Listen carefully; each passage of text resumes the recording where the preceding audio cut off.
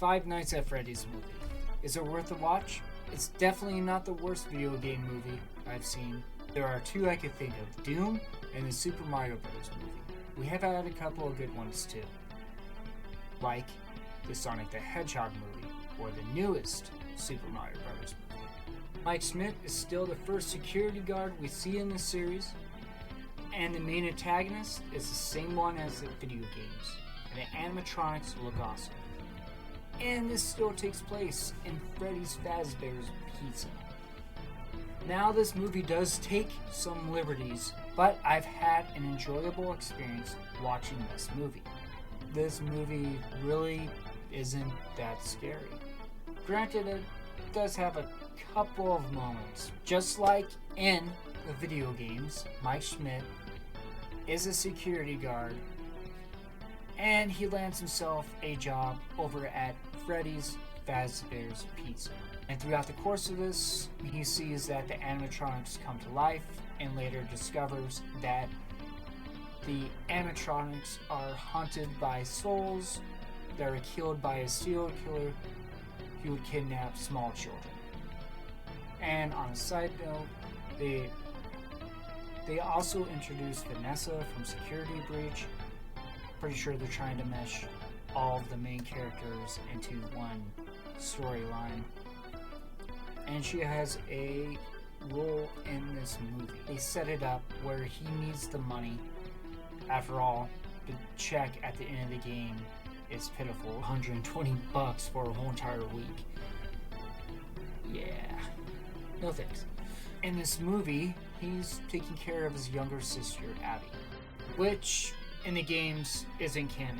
In fact, actually his sister, or brother for that matter, aren't even alive in this. In fact, in the video games, Mike Schmidt isn't Mike Schmidt.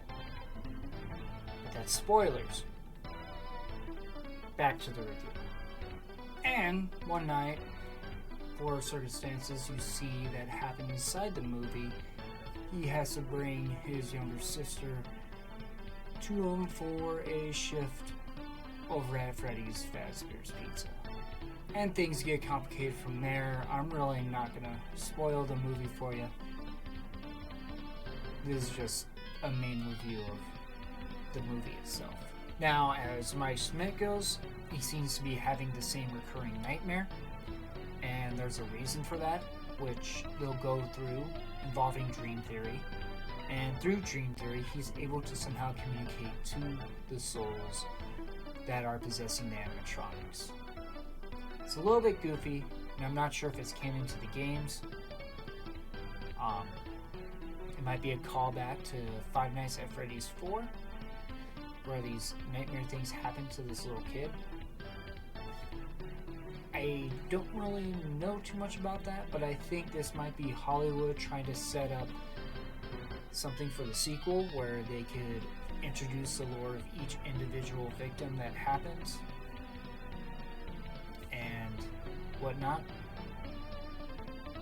And from what I've heard, they're doing 2 more movies based off of this franchise. And I think that the cast that was in this did a decent job. Now, the only actor I recognize from this franchise is Josh Hutcherson from Future Man.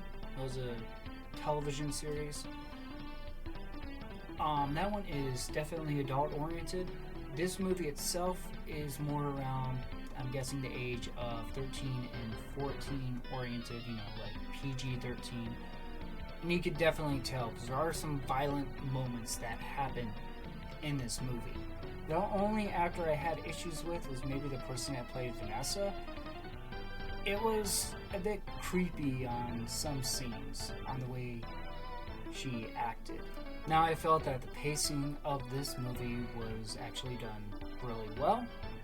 Now, they have a couple of sound effects that reappear in this, and that is actually pretty cool. It's a little callback to some of the interactions you would have with some of the animatronics while you're looking around on the cameras trying to keep them from entering your office.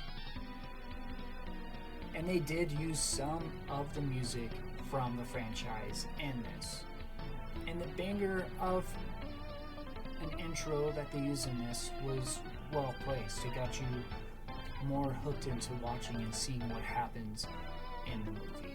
Now, maybe it was a licensing issue, but the songs that they played for the animatronics playing them, those got boring pretty fast. In fact, they got a little bit annoying.